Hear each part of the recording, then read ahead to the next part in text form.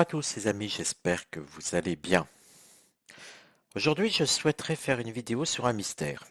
J'en ai déjà fait une sur le mystère de l'effet Mandela. Si vous ne l'avez pas vue, je vous encourage à aller la découvrir. Vous la retrouverez dans la playlist mystère, et elle porte le nom l'effet Mandela. Aujourd'hui, c'est un autre mystère que je souhaiterais aborder avec vous. Le mystère Cicada 3301. Alors pour ceux qui ne savent pas ce que c'est une série de défis organisés sur Internet et mettant en jeu, euh, à titre principal, des compétences en cryptographie et en informatique. Ces séries de tests, on va dire, ou d'énigmes, eh bien, ça a commencé en 2012. A priori, ça s'est terminé en 2016. Mais je dis bien a priori parce que personne n'en est vraiment certain. On sait que ça s'est poursuivi de 2012 à 2016. Le but affiché, je dis bien affiché, était de recruter des individus très intelligents. Mais en fait, on ne sait ni qui était l'organisateur, ni l'identité des personnes recrutées, s'il y en a eu. Et tout à l'heure, je vous ai dit que ça s'est terminé en 2016, mais en fait, on ne sait pas puisque on ne sait pas ce que c'est devenu. Il n'y a aucun écho là-dessus. Tout ce qu'on sait, c'est que c'est resté un mystère. Alors, pour les petits curieux, pour ceux qui souhaitent en savoir plus, et c'est bien légitime, je vous ai mis une vidéo dans l'onglet Communauté, une vidéo de Blast parlant de cet effet cicada. Je vous invite à la découvrir, ça dure 30 minutes, c'est très intéressant. Et c'est suite au visionnage de cette vidéo que j'ai décidé de faire le sujet. Parce que, effectivement, la vidéo nous explique bien le phénomène, bien le mystère, mais en fait, il n'y a aucune réponse, puisque eux-mêmes n'en ont pas. Alors voilà à quoi peut servir justement un tirage de cartes, éclairer un mystère, euh, je dirais, nous ouvrir la voie, un petit peu comme l'ermite qui avance pour connaître, pour connaître, qui éclaire le chemin, eh bien j'ai envie d'essayer d'éclairer votre chemin. Et puis je vous avoue aussi, c'est le mien aussi, j'ai envie de m'éclairer sur ce sujet. Alors la première des questions, j'ai préparé une petite liste de questions. Eh bien, quel était le but des organisateurs? Quel était le but de l'organisateur de Cicada 3301? Alors, vous voyez, je me suis un petit peu démarqué. Le but affiché était de recruter des individus très intelligents. Mais en fait, comme on ne sait pas, hein, quand vous allez être recruté par une entreprise, vous savez, normalement, vous savez, vous allez dans l'entreprise, oui ou non, il y en a d'autres qui sont pris. Mais là, on ne sait rien. Donc là, maintenant, je me pose les questions et j'interroge mon oracle. Quel était le but des organisateurs de Cicada 3301?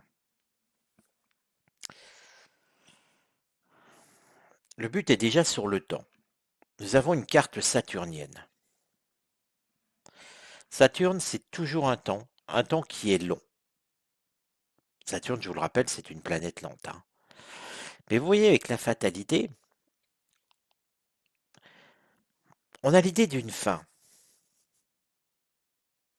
Le- J'ai demandé à l'oracle quel était le but, hein, des organisateurs. Pour moi, il y a une fin qui est programmée. Il y a une fin qu'ils cherchent quelque chose à mettre fin à quelque chose. Ou une fin programmée. La réponse est un petit peu ambiguë.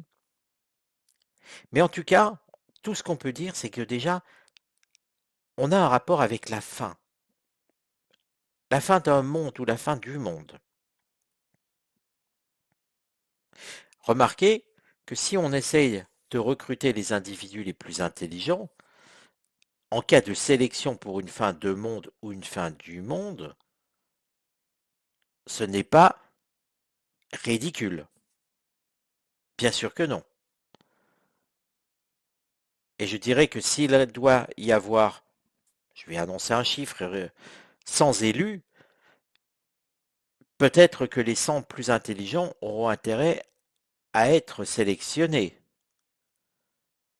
Un petit peu finalement, euh, comme certains films de science-fiction où l'on sélectionne eh bien les têtes pensantes ou entre guillemets dites pensantes du monde pour essayer de recréer un nouveau monde, une nouvelle race, une nouvelle lignée. Il semblerait que ça soit quelque chose dans cet objectif très voisin. Mais on va regarder maintenant, finalement, puisque là c'était le but, et bien maintenant je vais m'interroger quel pays était derrière cette organisation.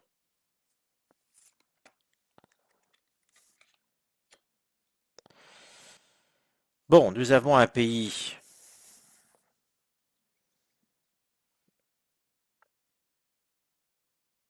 qui est respectable, qui est donc un pays... Non, moi je vais parler de pays démocratique, euh, un pays que l'on respecte, un pays aussi qui se fait respecter mais qui essaye d'imposer sa vision des choses et les directions qu'il prend. Ah, je vais vous montrer la carte de près, pardon. Nous avons une carte solaire. C'est aussi une carte qui trouve des solutions. C'est aussi un pays qui trouve des solutions.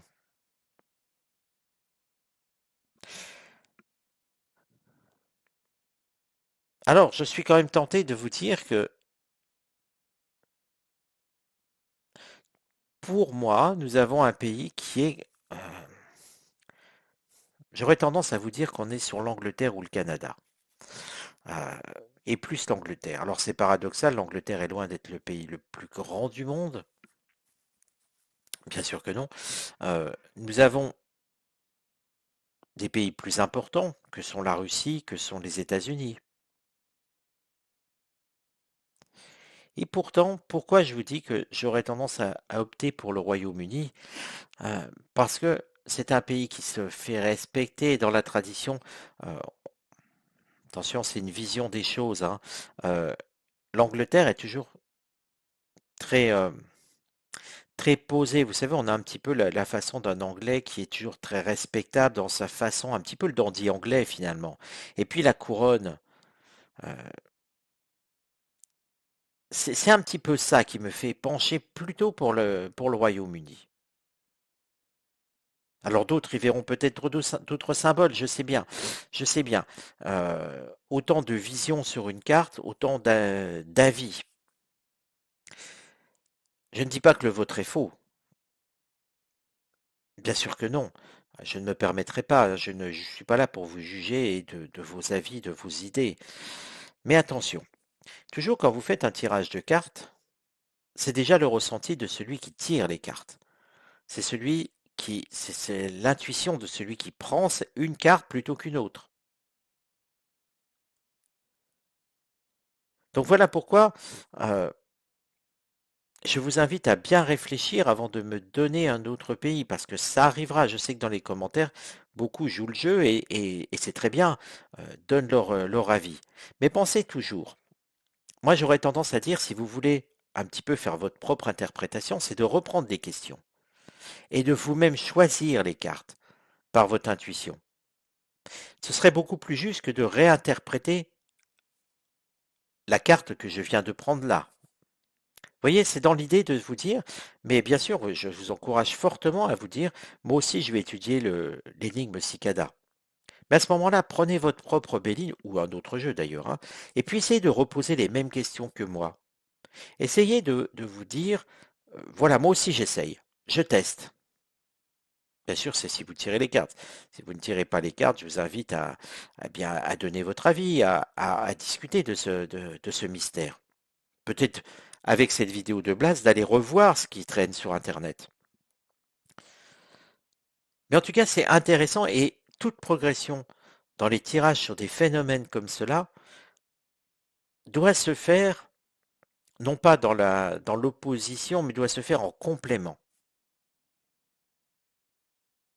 Donc ceux qui le feront chez eux et qui voudront tester, qui joueront le jeu de se dire moi aussi je fais le tirage et j'emploie les questions que Uther a prises, et pourquoi pas d'autres questions que vous ferez, ben, n'hésitez pas en commentaire à mettre ce que vous avez obtenu. Ça sera intéressant. En tout cas, moi, ça m'intéressera.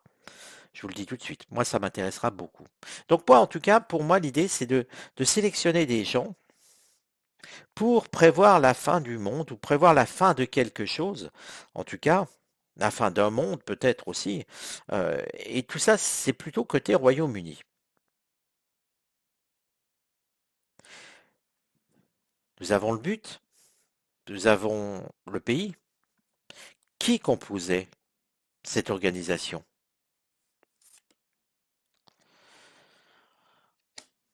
Alors nous avons des gens. Déjà, regardez, hein, qui composait? Nous avons des communicants. C'est une mercurien. Nous avons des gens qui sont plutôt à l'aise dans la prise de parole, qui sont plutôt à l'aise dans le réseau social. Et là, forcément, on touche à Internet. Internet est un formidable réseau social à lui tout seul. Il n'y a pas besoin de parler de Facebook, de ce que vous voulez. Non, Internet en lui-même est déjà un outil de communication. Et j'irais des gens qui sont grands communicants, donc des férus d'Internet, qui sont aussi de bons cryptographes. La cryptographie, c'est aussi l'art de communiquer. Bien sûr, on cache sa communication, mais c'est un art de communiquer. Et puis, je les sens aisés, avec cette corne d'abondance. Donc là, vous voyez que vous interprétez la carte, vous voyez le signe mercurien en l'occurrence. Est-ce que représente la carte? Ne jamais interpréter le Béline que sous un seul aspect. Il faut tenir compte de l'ensemble de la carte. Donc là, ça nous éclaire quand même fortement sur, on va dire, les organisateurs avec le pays et le but. Maintenant, je vais me poser une autre question. C'est quelle est l'évolution de cette organisation? Existe-t-elle encore finalement? Ou a-t-elle fini par disparaître parce que c'était une utopie, parce que c'était une chimère? Là encore, autant de questions euh, que l'on peut se poser. Donc l'évolution de cette organisation, que je peux dire gouvernementale a priori. Hein. Bon, dès le départ, il y avait un malaise dans la construction de cette organisation. On est dans les émotions, carte lunaire, on sent que tout n'est pas clair. Qu'est-ce qui a été contre l'évolution? Un facteur temps. Et puis, quelque chose a bloqué. On sent que c'est... Alors, ça, quand je dis blocage, on peut parler de blocage, mais qui ne dure pas. Mais reste que quand même, ça a eu du mal à progresser, cette organisation. Et le conseil était plutôt de renouveler le sang, de faire rentrer de nouveaux membres.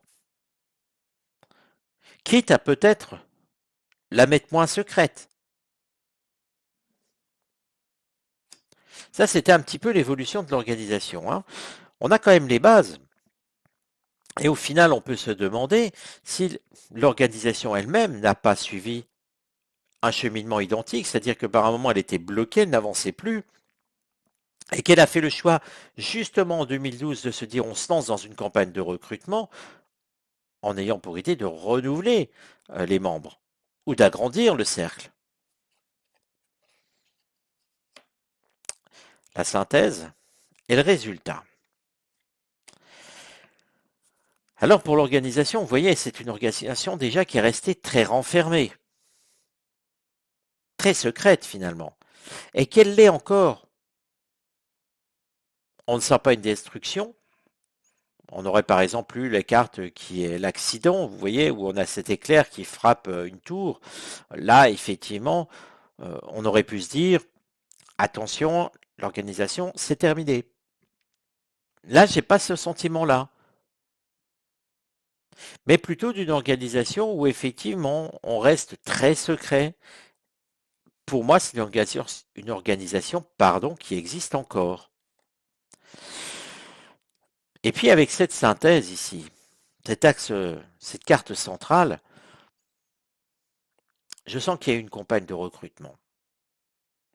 Alors s'il y a une campagne de recrutement, outre le fait de lancer cette campagne, c'est surtout le fait qu'il y ait eu des membres recrutés et qui étaient un petit peu jugés justement. Vous voyez comme cette carte, nous sommes dans l'action et j'ai le sentiment que là on pourrait se dire voilà des juges qui jugent ce candidat. C'est imagé bien sûr. Mais si on y réfléchit, pourquoi faire une campagne aussi complexe? Regardez à nouveau cette vidéo de Blast. Vraiment, je vous encourage à le faire. Comment ne pas imaginer qu'une campagne aussi complexe, avec des énigmes aussi complexes, n'ait servi à rien? Ça n'aurait pas de sens. Bien sûr, c'est possible, mais ça n'aurait pas de sens. Donc le jeu semble bien nous dire qu'effectivement, des gens ont été recrutés. Parce que l'organisation ne pouvait plus progresser et parce qu'il fallait du sang nouveau. Mais on garde le secret. Alors, je vais me poser aussi des questions finalement. Quel est le profil des gens qui ont été recrutés? Parce que ça m'intéresse, ça, quand même. Toujours un petit peu curieux aussi de ma part, peut-être. Quelle carte représente le profil des membres recrutés? Alors, principalement, nous avons des profils masculins.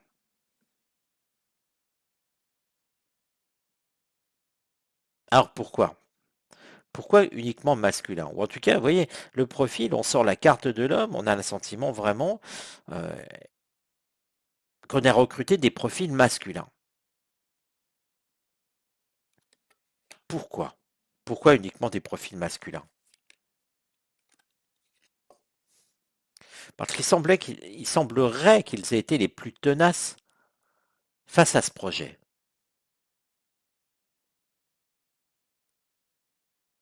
Pourtant, je connais des femmes qui sont extrêmement tenaces aussi quand elles veulent quelque chose. Mais bon, il faut accepter parfois la réponse de l'oracle sans se dire que je veux absolument savoir pourquoi, du pourquoi, du pourquoi, du pourquoi. Là-dessus, c'est quelque chose qu'il faut savoir se mesurer. Et même vous, d'ailleurs, j'en reviens sur quand vous m'envoyez un mail, je vous rappelle que si vous souhaitez une voyance, elle est gratuite par vos questions. Hein, vous m'envoyez des questions par mail sur mon mail utervoyant@gmail.com, tout cela en minuscule et tout cela attaché. Mais parfois, surtout dans les relations, on va dire amoureuses, vous avez tendance aussi à me demander pourquoi. Mais pourquoi, par exemple, pourquoi cet homme ne revient pas vers moi? Et à vous victimiser ensuite, en disant, bah, finalement, s'il ne revient pas, parce que la réponse est qu'il ne vous aime plus, ou ne vous a jamais aimé, peu importe, ne prenez pas, ne vous victimisez pas en disant, bah, s'il m'aime plus, c'est de ma faute. Non, non, non, non. Ne partez jamais dans cet esprit-là. De même que là, si le recrutement ne concerne finalement que des hommes, ne vous dites pas les femmes, c'est parce qu'elles n'y sont pas arrivées. Pour moi, ça cache autre chose. On ne recrute que des hommes parce qu'ils sont plus tenaces. Or, on sait que dans la nature humaine, ce n'est pas vrai. Dans la ténacité, les femmes sont l'équivalent de l'homme et inversement. Je veux dire, c'est la nature humaine. On a des êtres humains qui sont tenaces et d'autres qui ne le sont pas. Mais vous voyez qu'à un moment, il faut savoir aussi s'arrêter dans le questionnement. Parce que l'oracle nous dit que, moi j'interpréterais ça différemment, c'est que les gens qui ont participé, dans ceux qui ont participé, attention, et pas dans la globalité, finalement ceux qui ont participé et qui ont été recrutés étaient les plus tenaces. Et tout simplement, dans ce lot-là, ce n'étaient que les hommes qui ont été les plus tenaces, mais peut-être aussi parce que les femmes ne se sont pas intéressées à ce phénomène. Et peu importe les raisons. Donc vous voyez pourquoi parfois les niveaux de pourquoi il faut savoir à un moment lâcher prise et se dire c'est ainsi, accepter la réponse à ne pas vouloir toujours aller chercher le degré du pourquoi ultime. Ça ne sert à rien, ça n'apportera rien. À un moment, on peut poser une fois un pourquoi et la réponse doit suffire. On doit l'accepter parce que sinon il n'y a plus de lâcher prise. Et ça c'est important aussi dans vos vies. Mais revenons à ce tirage. Et maintenant, je dirais, que sont-ils devenus? ils ont été recrutés, d'accord? Euh, et que se passe-t-il? Parce que on n'entend plus ce phénomène. On n'a pas entendu de nouvelle énigme type cicada.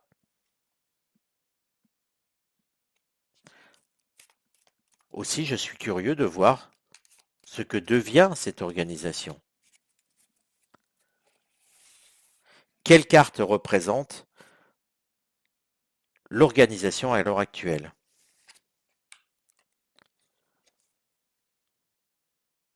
Et pourtant, vous voyez, c'est une organisation qui continue à recruter. Et pourtant, moi, je n'en ai jamais entendu parler. Depuis ce phénomène cicada 3301, à ma connaissance, il n'y a pas eu ce genre de choses encore proposées, reproposées plutôt.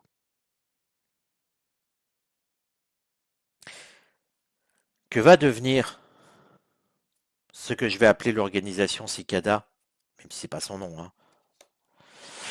C'est quand même une organisation où, vous voyez, on a la carte de l'accident. Et j'ai le sentiment, avec cette carte, et j'en terminerai sur cette carte, j'ai le sentiment non seulement que l'organisation qui a organisé ce phénomène Cicada 3301 va stopper, va s'écrouler, va s'arrêter, que tout ce phénomène va prendre fin. Ça ne dit pas demain. Attention, hein, ça dit que ce phénomène va s'écrouler. Et va s'écrouler tout simplement par ce mode de communication trop restreint.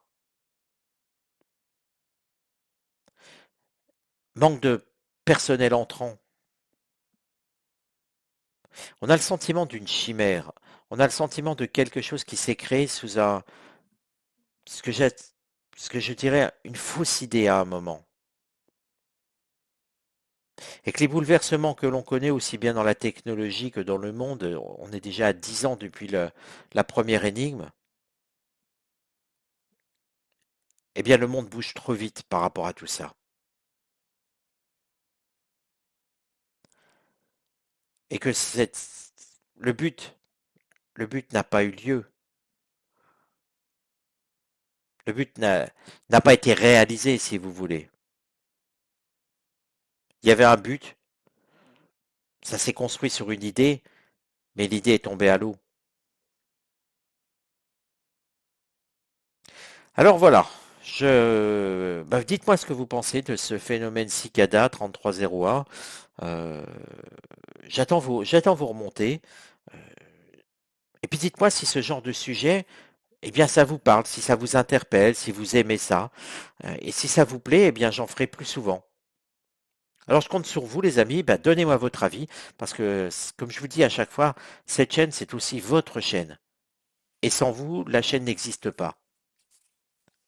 Alors faites-moi part de vos remontées, et puis si vous souhaitez que j'enquête sur, enfin que j'enquête, c'est un bien grand mot, hein, que je fasse des tirages sur tel ou tel phénomène, euh, peut-être paranormal, peut-être mystérieux, peut-être tout à fait plus banal, plus standard, entre guillemets, eh bien n'hésitez pas. Ne me le mettez pas en commentaire, par contre, mettez-le moi bien par mail. Je vous remercie pour ça. Je vous donne rendez-vous à très bientôt, les amis.